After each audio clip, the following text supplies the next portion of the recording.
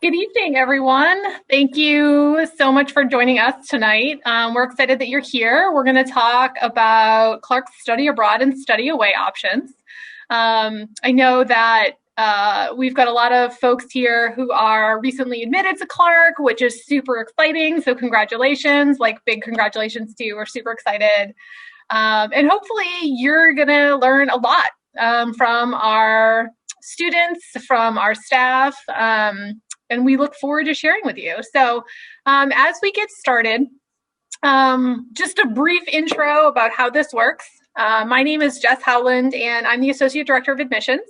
And today we're going to hear from Alyssa Briggs, who's the Director of Clark's Study Abroad and Study Away programs. And we've got 3 students who have experienced some or all of Clark's Study Abroad and Study Away programs. We've got Sarah, we've got Will, and we've got Mari. And they're going to be chatting with you a little bit later. And we hope you ask questions. So feel free at any time to throw questions in the question and answer section of your toolbar. We'd love to hear from you. Please feel free to ask us anything. We will have plenty of time for questions at the end, but don't feel like you have to hold on to them or try to remember them for a whole 30 minutes. So just throw them on in there as soon as you come to them. But I guess we're ready to get started. So Alyssa, I'm going to turn it over to you and you can talk to us about the overview about study abroad at Clark. Great, thank you, Jess. So I'm Alyssa. I'm the Director of Study Abroad and Away here at Clark. I'm really excited to be talking to you all today. Again, congratulations for getting into Clark.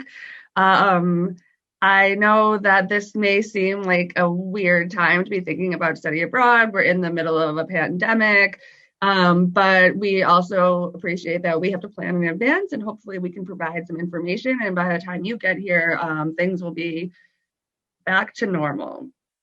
So I'm just going to give a brief overview about study abroad and away at Clark. And then after I talk, we'll open it up, as Jess said, to the panelists. So first thing I want to say is, what is study abroad anyways? What is study away?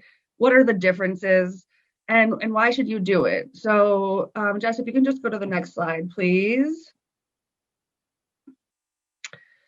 What is study abroad at Clark? So study abroad and study away both are opportunities to engage in 4-credit co-curricular coursework away from the Clark campus. So study abroad is, as you would imagine, the traditional, you go to another country and you can study, intern, research, do community-based learning, or you can study away, which is doing a program that's based here in the United States, such as what Sarah did, and she'll talk about that in a little bit. So as I mentioned, it's more than just coursework. You can do internships, you can do service learning, research. There's all different options, and we invite you to come talk to us as soon as possible to find out what the best fit is for you. And next slide. So why should you study abroad? You're here, so I would imagine you probably have an idea. It's a good thing to do for many reasons. Both studying abroad and away will help you find out a lot of things about yourself. They'll also help you develop a lot of skills that employers are looking for, graduate schools are looking for, and that will make you a more well-rounded individual as you go forward in life. For example, language skills is definitely something that you will learn when you go abroad or away. But in addition to that, you will learn independence and resilience, problem-solving skills, things that no matter where you are in the world, you will have to be independent and you'll be able to explore things that aren't available at Clark. Clark, for all of its great characteristics, is a smaller liberal arts school, and there may be topics that we don't offer that you are interested in studying. So we talk about study abroad in a way not as something different to your 4 years at Clark, but something that's going to complement your experience here. And it really does set you apart. So, I mean, I know it seems like everyone is studying away, studying abroad, but really only about 2% of students study abroad. So it really is something that will set you apart in many ways. Next slide. So just some basic facts about studying abroad here at Clark. We really try to make it as accessible as possible to any students.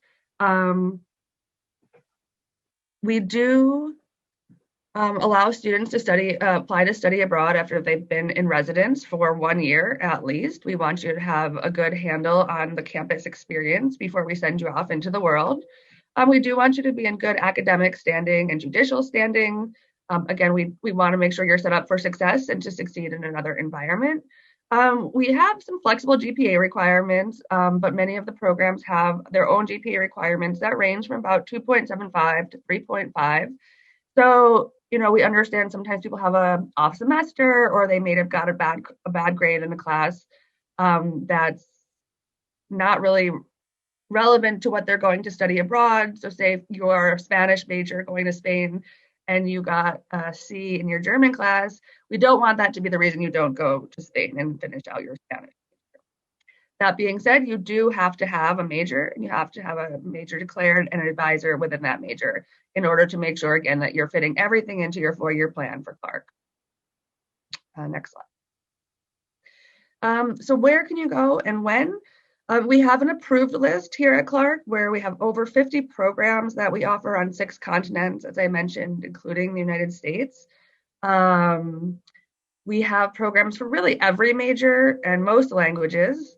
You can go abroad for a semester, a summer, or a whole year. You can combine programs, or you can do a summer and a semester or 2 different semesters, which you'll hear a little bit more from the students about. We don't always necessarily have a limit, but you will definitely want to talk to your department to see how many credits you can take away from campus. But we really try to be flexible. So as I mentioned, we try to consider studying away as a complement to your curriculum here at Clark.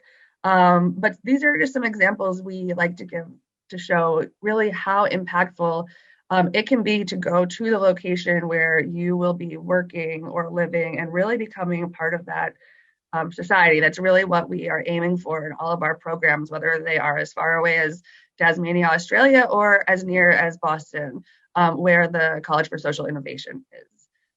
So this is just a very small example of some places where you could go and some things you could learn about.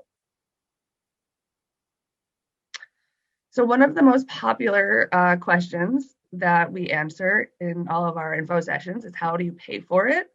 As I mentioned, we have about 50 or so programs that are approved. And if you go on a program that's on this approved list, you'll just pay your Clark tuition as normal. All of your scholarships and grants will transfer with you, and you'll just pay housing to the program. So we'll help you with that. We have budget sheets, and we will also help you apply for scholarships, grants. We try to partner with programs very intentionally that will offer funding for students, help subsidize the cost of your program, and we always endeavor to make it as affordable as a semester, if not less than a semester on campus. That being said, you are responsible for personal costs. So if you're a person who likes to go out to eat in fancy restaurants every night, well, first, I want to be friends with you. And second, you might need to budget for more money than if you go someplace where you live in a homestay, you cook for yourself, and really try to keep your costs down. Next slide. As I mentioned, we do help you apply for scholarships and aid. We work very closely with a few other offices on campus as well, including the Writing Center, the Office of Prestigious Fellowships and Scholarships, and many other colleagues in the LEAP Student Success Network so that you can apply for scholarships and funding to help support your experience. So as I mentioned, the programs themselves that we work with definitely offer scholarships, and we try really hard to partner with all of those programs. There's also many external scholarships that we make available to students and help you apply for. And there's also a host of scholarships that are offered not necessarily just from the State Department or other local organizations, but that are specific to need, merit, or diversity, which is defined in many ways in study abroad beyond the traditional definition of diversity, which can also include a non-traditional location where you're studying abroad, or your major, which may not be a major that traditionally studies abroad, such as a STEM student or maybe a business student. But again, we'll help you try to identify some scholarships that you can apply for and then put you in touch with the resources you need in order to get those applications submitted. Next slide. So that's sort of a basic overview. If anyone has any questions, by all means, feel free to write them in the chat at this point.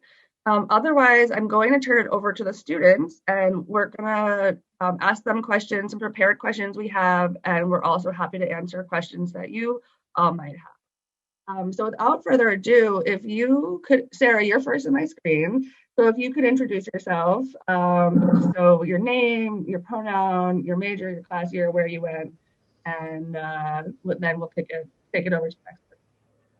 Absolutely. Hello. I'm Sarah. She, her pronouns. I'm from Connecticut. I recently graduated with a bachelor's from Clark in geography, and I'm currently in the 5th year program here in community development and planning. I studied away in spring 2020. I went to Boston through a program called Semester in the City. Thank you, Sarah. Will, you're next on my screen. Sure. Hello, my name is William Sanders. My pronouns are he, him. My year is I am a senior currently, but I'm also going to be a 5th year in environmental science and policy.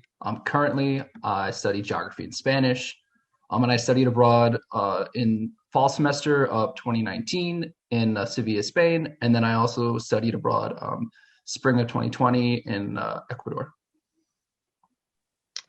Thank you. And last but not least, Mari.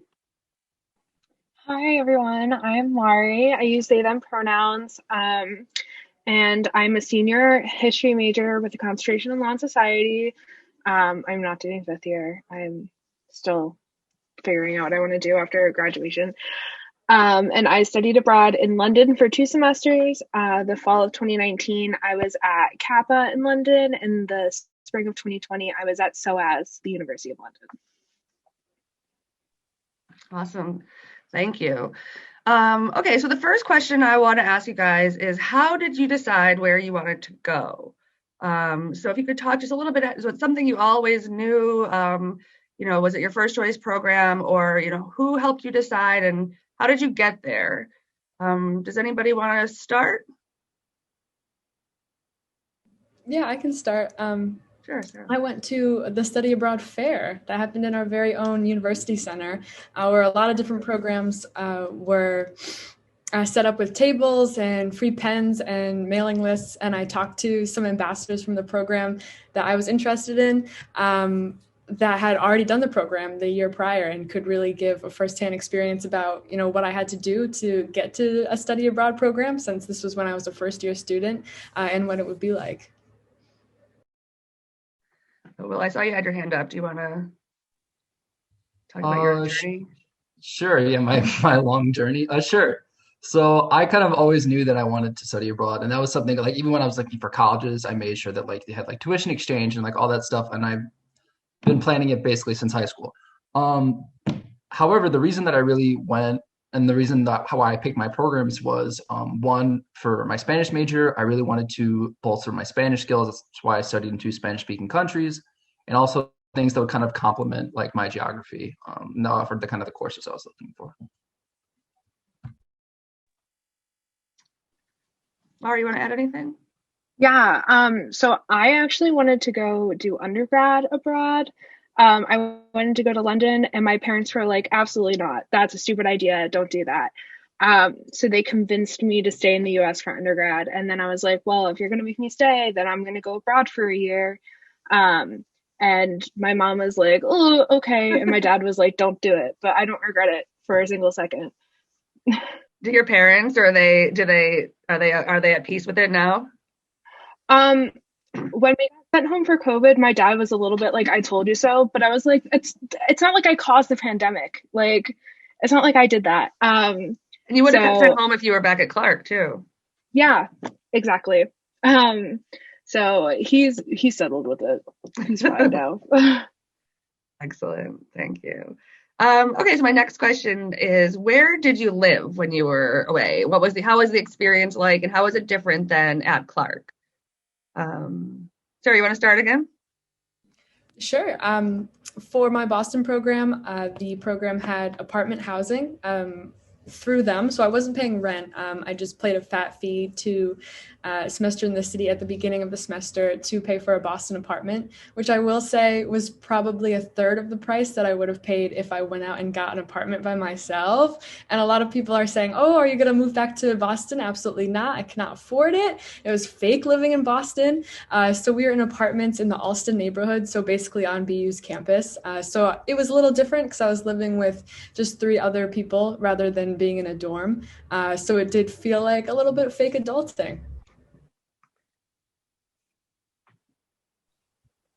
For me, I did homestays, very different. I did homestays both times. And so in Spain, the homestay situation, it can vary extremely when you're into, so like my first homestay was with an older couple, Pepe and Goncho, who were like in their 60s and 70s, really sweet, fed me lots of food. I took lots of naps, wonderful.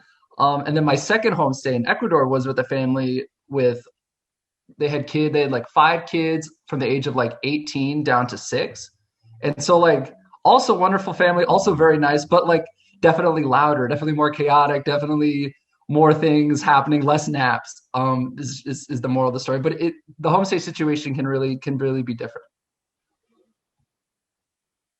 And Mari, I feel like you had a different experience as well with your housing. Yeah. So I stayed in a homestay in the fall, and then I was in a dorm in the spring when I was at SOAS. My homestay experience was very different. I lived with a single mom who had 3 kids. The eldest daughter was 30, and then the youngest son was like 2 months younger than me. So he was like 21. And yeah, very different experience. We like ate dinners together, but we didn't really hang out a lot, but they were still very sweet. I'm still in touch with them. They asked me to come house sit for them when I was there in the spring. They were like, we have to go to, my host mom was an immigrant from Italy, and her nephew was getting baptized. So she was like, come over, watch the dog. I was like, hell yeah, of course I'm going to do that. And then in the spring, I was in a dorm with other international students at SOAS. One of my flatmates was actually another clerk student. So that was really nice. So we got to hang out, and then we were pretty much only with other international students. So I got to meet someone from Smith, who is one of my best friends to this day. And we were more central London. So it was really, really nice. Get like 2 different aspects of the city. Another question I want to ask that I didn't actually put on the list, but did you do an internship, or, what was your daily life like in your program? What did it offer? Or do you want to keep going? Yeah, I'll keep going. At Gpa, a part of the Gpa program is that you can choose to have an internship if you would like. I did. So I worked at the local government association in London. I worked with the independence group. So basically we worked with local counselors from all over the city of London, as well as I think all through the UK and Wales. I think it was just England and Wales. So we had everyone in the office from Brexit Party to Green Party. And it was very awesome, unique experience to work literally right next to Parliament. I got to walk past Parliament every single day. Walk through all the Brexit protests. Very fun. So yeah, that was really cool.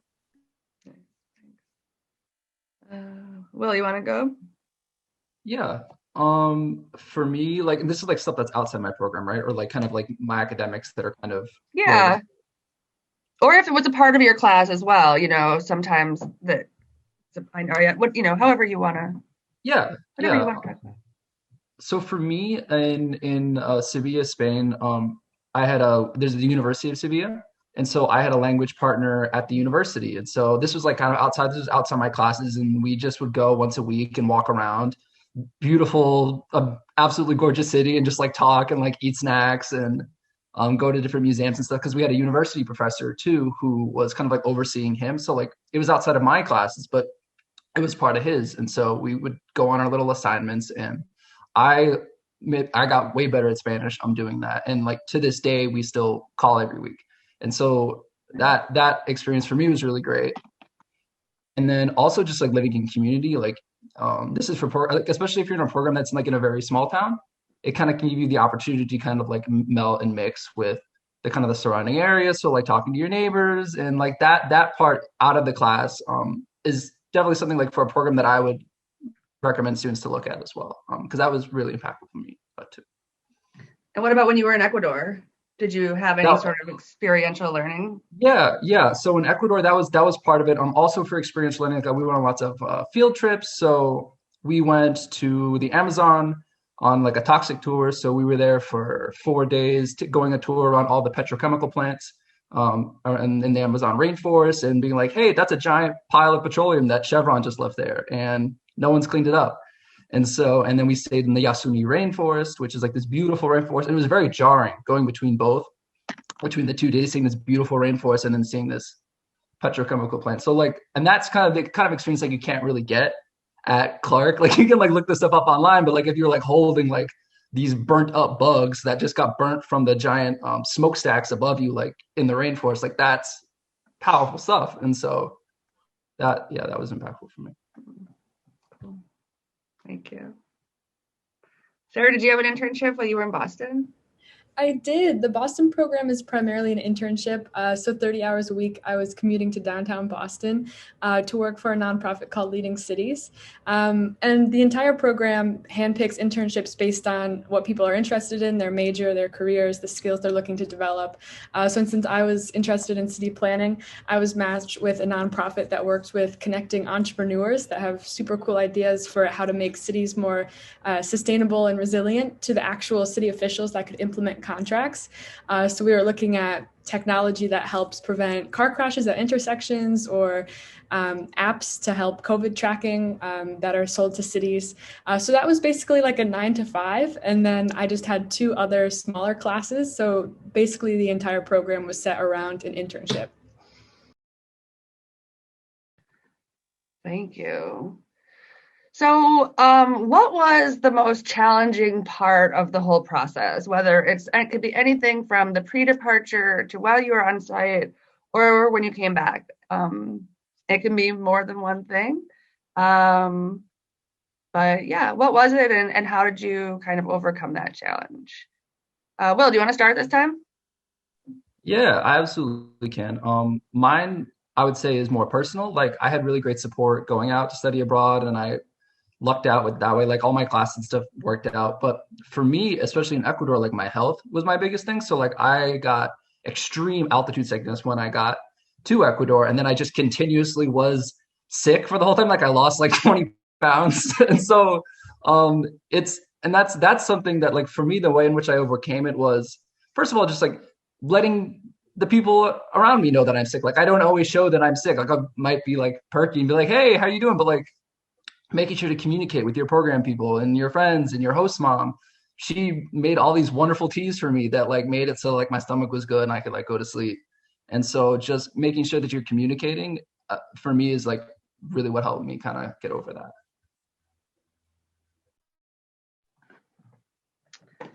I don't want to put anyone on the spot. Does anybody else have a? I feel like my answer is too cliche. No, there's no such thing. I swear. Study abroad in a way is too cliche. I swear this is really like the worst thing was the whole time I felt like I was peaking. And after that, I was going to be so upset when it was over and I couldn't get it out of my head the whole time. And I feel like I wasn't living in the moment because every time I was like looking over the Charles River on the T, I was like, oh, this is only 3 months. So that was the worst part. Yeah. No, that's actually not like, that's a really good response. And I think it's an important consideration. And I think a lot of us are guilty of it, you know, like when we're on vacation or when we're somewhere else, we're just thinking like, oh no, you know, we're almost going to be done. But I'm sure you'll get back to Boston, maybe not to live in the near future because it's too expensive, but you'll get there. Thank you. Yeah, mine's a little cliche, but mine's very similar to Sarah. I thought that I was peaking the entire time in London. I had such a good time. And I know this is one of your like later questions, but like I changed a lot when I was abroad. Yeah. Like I became a fully realized version of who I wanted to be and who I was. So I think the hardest part was like coming home and then having like relationships that I was like, I'm a new person and I'm cool. Like maybe this isn't the best, and like becoming who I wanted to be in the long run. And it was very formative and a very awesome experience. I love that. Thank you. And no worries. The questions are all free flowing. But that being said, I definitely would love to pose the question to the other two of you. Do you feel like you changed while you were away? And if so, how? Yeah, for sure. I think the biggest change was I finally felt ready to graduate. I think at Clark, it was always like, oh, I don't want to graduate. I don't know what I'm going to do. And my program, just because it was built on professional development and finding the confidence to pursue a career that makes you happy, it changed from, I don't know what I want to do to, I don't know what I want to do, and we'll see what happens. And that was a huge mindset switch. And of course, I still don't know what job I'm going to get after graduation. But I just feel like I have the confidence to make things happen in my favor. That's awesome. Yeah, mine's super similar to Sarah's. I just like when I left Clark at the end of sophomore year, I was super burnt out. I was like, oh man, this college thing's a slog. And then I went abroad, and it just gave me like the space that I needed to kind of reevaluate what I wanted to do. And then like I had a lot of opportunities to like put that kind of to the test, and then kind of just get the confidence and be like, okay, I kind of know what I want to do. And then like when I got back to Clark, I felt so kind of like excited and energized to get back into it. So yeah.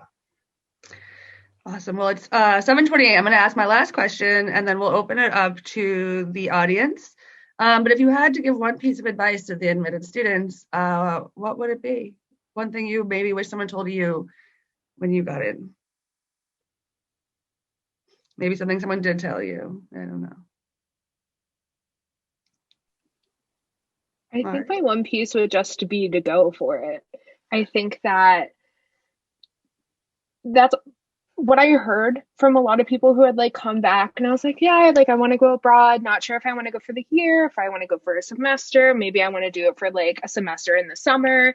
And they were like, doesn't matter when you go or where you go, you just have to go. You have to go do it. And it really just like solidified in my head that like this is what I wanted to do and this is what I was supposed to do.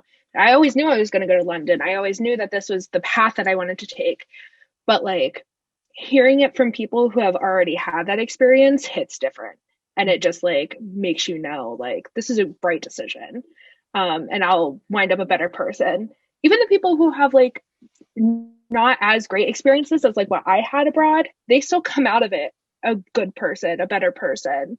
And you can always find like, anyone who goes abroad will say, you should go for it. Like, I don't think I've heard anyone who is like, nah, take it or leave it. It's just an amazing experience, and just do it. Just go for it. Thank you. Yeah, no, I think that's really good advice, and an important note that not every experience is going to be perfect or wonderful. And for two of the people on this call, they were evacuated from their site because of COVID, right? Like that's probably the craziest thing they could have thought about. And yet it still is one of, if not the best experience that most of the students that were in that position had. So that has to tell you something, that I firmly believe that if, either you have a good experience or you learn, or both. The ideal situation is that it's both. But it's true. Even for students who struggled more or, had less time on site before they were evacuated, or, maybe downright had a bad time while they were there, they still came back and at some point realized, hey, I could do these hard things. And that's an important lesson too. Sarah, do you want to say something? Yeah, I agree with Mara that the best thing to do is talk to other people that have studied abroad. And I don't think I knew how many people like us on this call are here to talk about our study abroad experiences. And as you can tell, it is not a chore. It's very exciting to talk about the experiences that we've had, just to fit, like, of course, the website is going to tell you it's the best experience ever, but I don't know if I would want to go to Ecuador and look at fried bugs like Will. So I think you want to know what's coming before you sign up. And there are so many people here to talk about their experiences. Yeah, and there's, and we like to say there's no right or wrong program. It's always the best fit for the student, and because there are just so many different options, and so we definitely want to make sure that you're talking to a lot of people, the right people, and making sure you're finding the best fit program. Although, Sarah, I'm sure you would have learned so much if you got there and realized you were eating bugs, and would have been great. Will, do you want to close us out? It's fine. So I would recommend basically the same things everyone else. So I'm trying to like rack my head for other recommendations, but I think for me, what most helped prepare me to study abroad was going to the study abroad office, which, I work there. So kind of the shameless plug, but I would recommend like going to the study abroad office. And for me, because what happened was I was just like, hey, like I'm a freshman, I want to study abroad.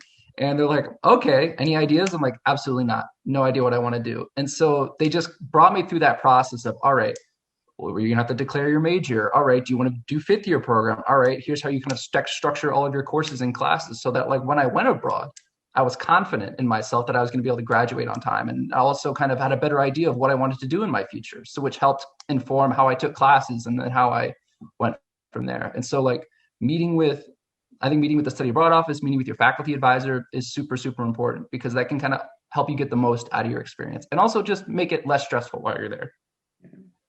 Yeah, and right now I'll just add too, because it's tough. We are virtual, the office, but we still have virtual drop-in hours, virtual study abroad 101s. We're available by appointments, and hopefully we'll be back on campus and open for business fully, and still also remotely by the time you get here. So, Jess, is there another slide?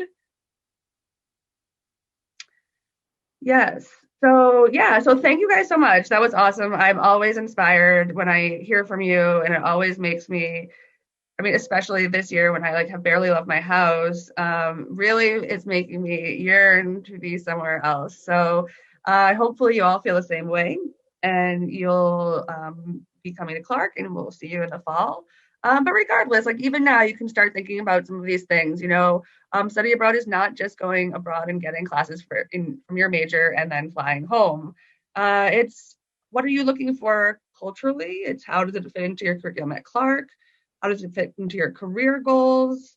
And then how do you make it work financially? We didn't talk a ton about that, but that is definitely something you can start thinking about as soon as you get here.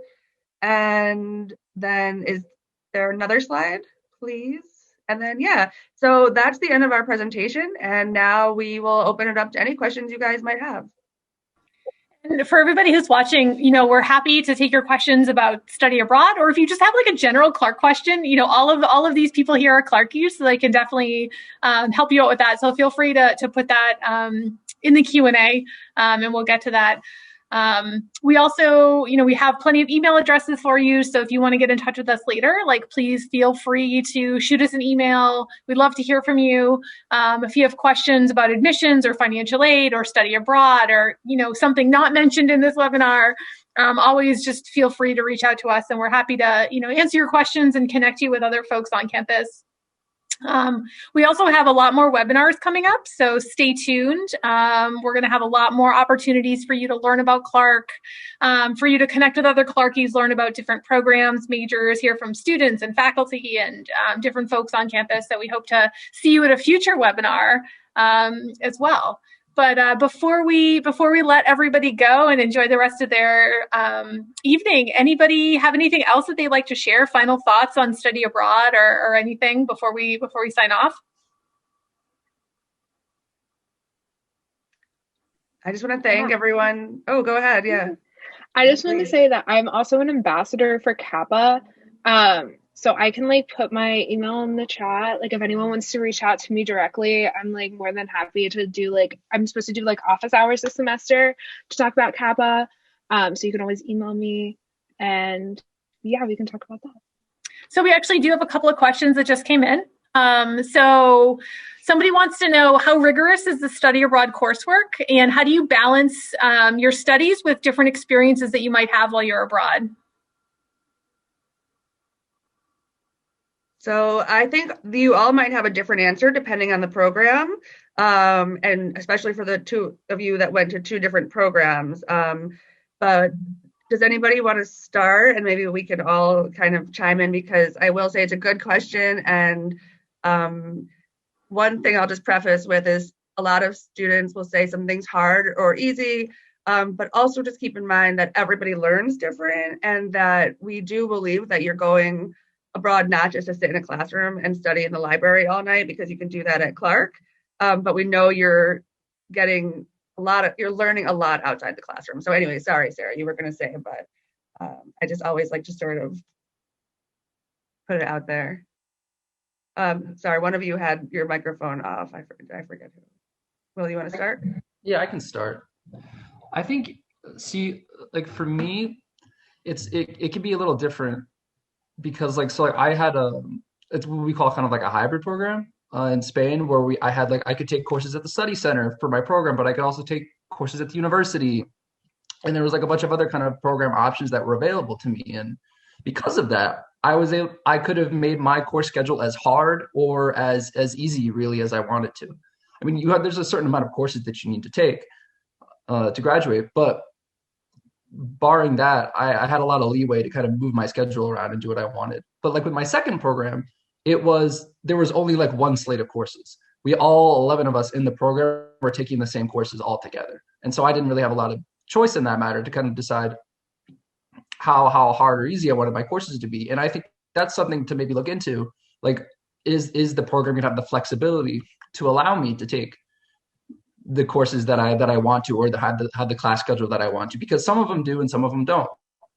And now some courses also won't give you the time kind of like budgeted in to kind of do, like they're more intensive, where like you kind of have to stay on program site and you have to kind of do whatever schedule that they tell you. And some of them, it's like you're going to Clark, like you just show up to class and then can go do whatever you want for the rest of your day. And so it like Alyssa said, it can really vary.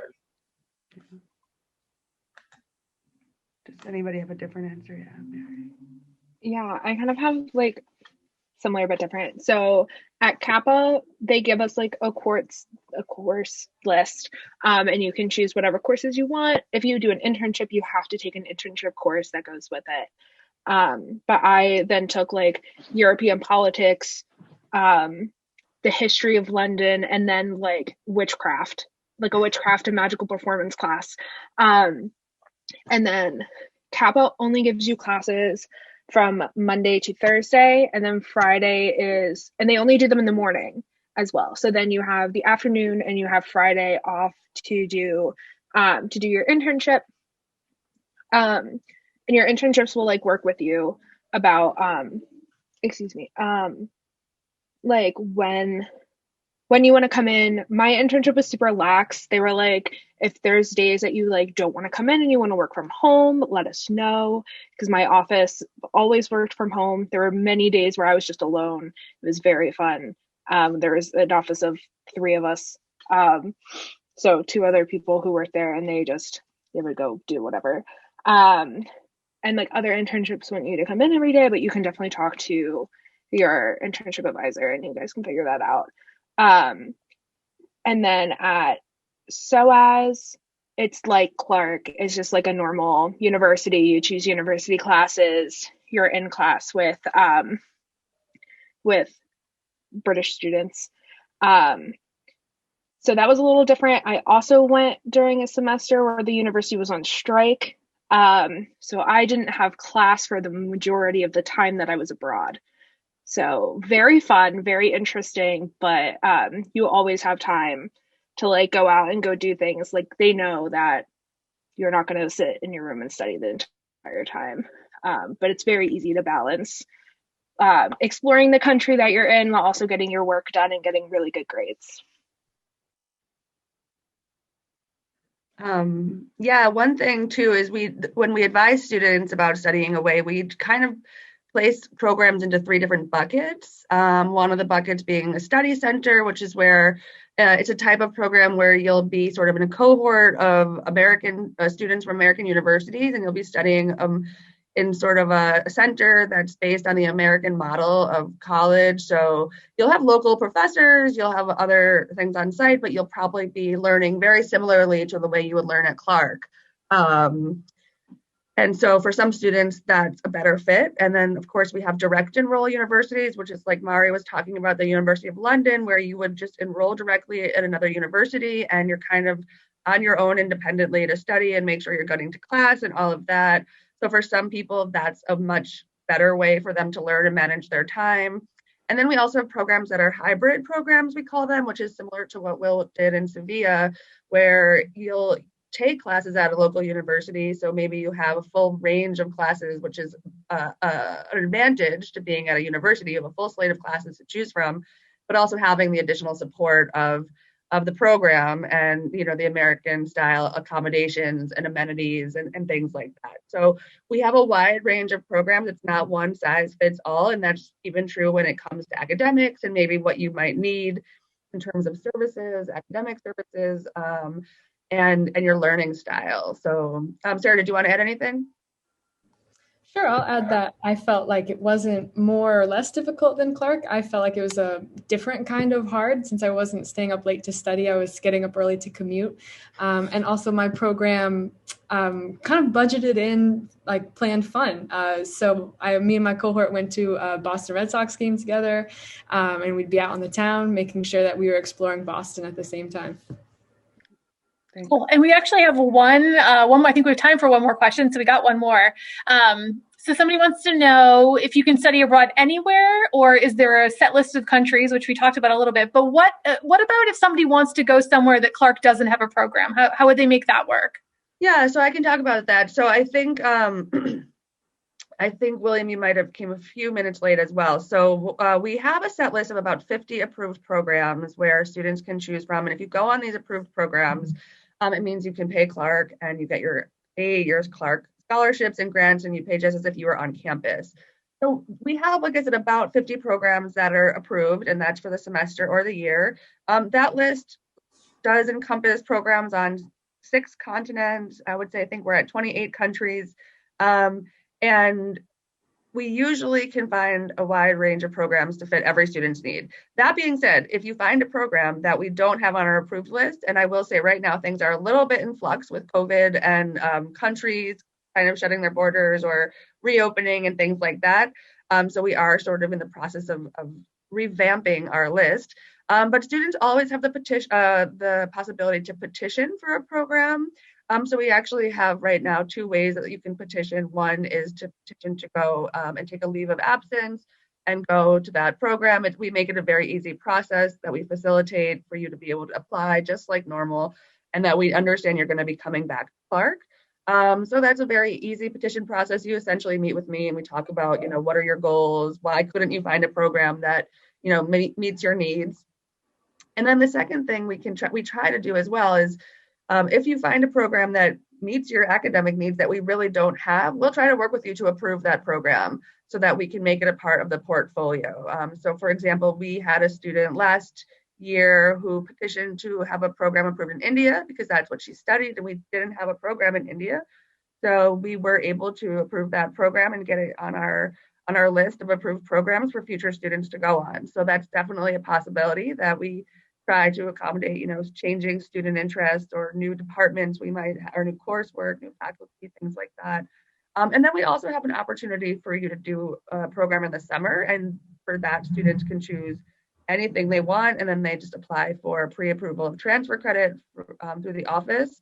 But generally speaking, so everyone on this call went through a Clark approved program, one of the programs on this approved list, and you can also find that on our website. So if you go to the Study Abroad website, you kind of click through to apply.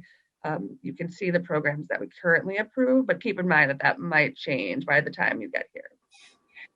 Awesome. Thanks so much for filling us in on all the ever-changing possibilities of study abroad. So it looks like we're about out of time. So I want to thank everybody again for coming. It was really great to answer your questions and to give our students a chance to share their experiences with you. I know they're always really excited to talk to prospective Clarkies. So again, don't hesitate to reach out if you want to know more, or if you have a burning question that comes to you in the middle of the night and you have to get the answer to, please feel free to reach out to us. We'd be happy to put you in touch. But in the meantime, we hope you have a great rest of your evening. Stay healthy out there, stay safe, and we hope to hear from you soon. Have a good night. Bye.